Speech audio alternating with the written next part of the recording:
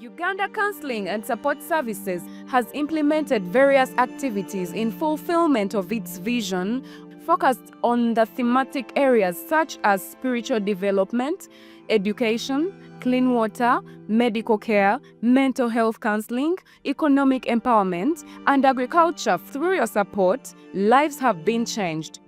Let's take a journey of spreading God's love and hope. 2011 ekyali wano twali nga buli wolaba wano wonna eyo nga wali ekibira ekinene, wali mazima ddala nga wali ensiko ennene, wali amagwa nga mu kyalo kwegamba ng'obwavu bungi era nga buwunya. When we came into this community, it seemed like even though we reached there during the broad daylight, there was a darkness. It seemed that it was just a footpath getting into this community. It seemed that nobody almost ever left or came into this community. People thought they were lost. They thought they were forgotten. They thought actually that they were off the radar. Okusooka obutabanguko bwali bungi. Nga buli lunaku at least walibeerawo okukeeyana mu maka g'omuntu. Era ng'ekyo ekyaleetanga ekyo, abaana buli we babeeraawo nga tebagenze ku ssomero, wabeerawo obutabanguko obujja. Abaana buli kaseera bazza emisango ku kyalo, bakwata ku kino na kiri ekitali kyabwe. So ebyo byonna byaliwo nga bwe butabanguko obwali mu maka gaffe. So we came into this community, and one of the things that struck out for me that there was almost a death a day. People dying because of malaria, people dying because they lack access to clean water, people dying because of things that would be treatable. But one of the things that stood out, apart from just the physical darkness, there was a spiritual darkness. On almost every home, there was a small hut that was a shrine, where people were giving their little possessions towards witch doctors. There was a lot of darkness, there was a lot of hatred, a lot of hopelessness in this community of Bulike. Children used to die, especially those under 5, and also mothers used to experience too many challenges during childbirth, and it was hard to raise a child up to the age of 5, and this was due to the long distances that were between the communities and the nearest health facilities. And also they had a belief that illness was attributed to witchcraft. One of the vivid memories that I had is when we had some women's program, and there was a young lady who almost every time I would see her, she was pregnant, and it was clearly evident that she was unable to take care, the family was unable to take care of those children. So I asked her, why do you keep on having these children, yet you can't even take care of the ones you have? And she said, you know, I've seen so many children, so many of my children die, that I don't know how many of these ones would live up to the 5th birthday. So she was giving birth as if it was a bet or a probability. So that's how life was so meaningless and cheapened. People used to move very long distances to access water ponds. But even then, the water ponds could not provide clean water because they were sharing the water ponds with the animals. Imagine taking water for home consumption, but when you are very much aware that it's not safe for your life.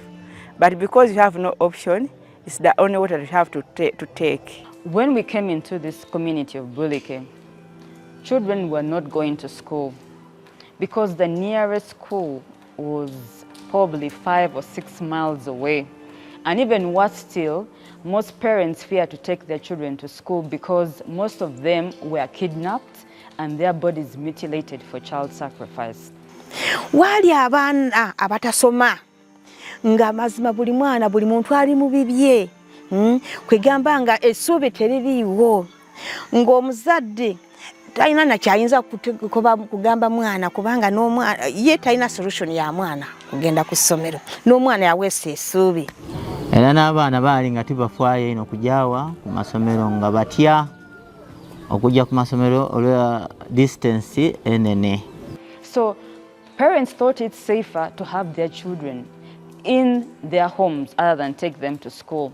One time we asked parents to contribute towards the building of a school. We asked, can you contribute a brick, just one single brick, towards building a permanent structure where your students are able to go to school? And I remember one parent stood up and said, you know what? We can't do that in this community. It would actually take Jesus to come back because he didn't have hope. Even he had no hope of his child going to school. He thought it was a vicious cycle of poverty, disease, and death. So when we started the UCSS ministry, we built a simple structure that possibly is a cow shed. And we used to have it as a community hall and everything. So during Sundays, the children came and of course were fellowshipping with us. During Monday, the same children came. Tuesday, the children came. Then we realized there is a problem. But what did we have? We had a shelter, and also we had a few people who would volunteer to be teachers. So in a community where children would hardly go to school, and that means students from the ages of 4 to even 12 or even up to even 15, in the classes that we had 4-year-olds, we had 12-year-olds in one class, so we knew that we had to do something about this. And we did start school. In this simple structure, we had a small chalkboard that we started with and would have classes that were segmented in different times a day. So we had the first children start school in this class, and that was in 2011. And I'm proud to say that right now, we have some of these children who started, like we have Rhoda, like we have Joshua and Jacob, who started with us. And right now they're currently at university. They sat down on the dirt floor and they had classes. But now we celebrate the success in their lives. The transformation in Bulike is like night and day. A community that did not have any church or Bible study, they're now having churches. A community where there were no boreholes, where people used to walk miles sharing water, dirty ponds with animals, dirty water. Right now, somebody just has to walk a few meters away and they get fresh, clean water. How great is that? Water for their households, water for the farms, even water for the animals. One of the things that we thank God for, and we thank you for your generosity, is having medical facilities. This facility is providing medical services to a variety of people in the communities. But better still, what we see is that for pregnant mothers who used to walk miles, and many of them would lose their lives, to have access to a medical center to be able to give birth. But right now, we have the Nana Medical Center where they come and have safe deliveries. We are getting mothers having safe deliveries, the antenatal, and then they take care of the babies afterwards. And this is not just one medical facility. We have another one in Buluya and a new one in Nakalama. Currently, we are expanding and we are building a maternity block. We just had a small structure where mothers from different areas were coming, but because of the great need to meet the need of all the mothers, right now we are building a maternity block that is going to expand into a theater where we'll be able to do minor operations but also save lives. We had people coming in and dying because of anemia, but now we've received new equipment where we can store blood and have transfusion, safe transfusion. So this is saving lives. The great transformation that we also see is with the education program. Students that were even fearing to go away to long distances to go to school, right now they have a school at their doorstep. These schools have living facilities where the children vibrantly experience God's love. And there is hope. There is hope in this community. Hope through projects we have, like economic projects where we have like Save to Own, where a community where people are just living just for the day and now saving for the future. They are saving for tomorrow, they are saving for their families. A community that thought that they would never ever go beyond the boundaries of the community. Right now, when they are spreading their horizons, we have successful farmers that started from small huts, but now they're building good structures where they're living in. There's been a change even with the counseling programs. When we came to this community, there was a lot of child abuse, domestic violence, but we see the beauty of the home coming in. We have parents celebrating their children, knowing their worth. We have marriages. We have mass weddings where we have people recommit their marriages and marriages being restored. And recently, we got electricity in this community. Now, it will just look like electricity, but for us, it was like the light of God coming in these communities. The possibilities that are there, the possibilities for growth, the possibilities for expansion. Right now, even they're thinking bigger as they want to set up factories. They want to do value addition for the mangoes, for the oranges, a community that did not even think that they would live one day. Right now they are planning for the future.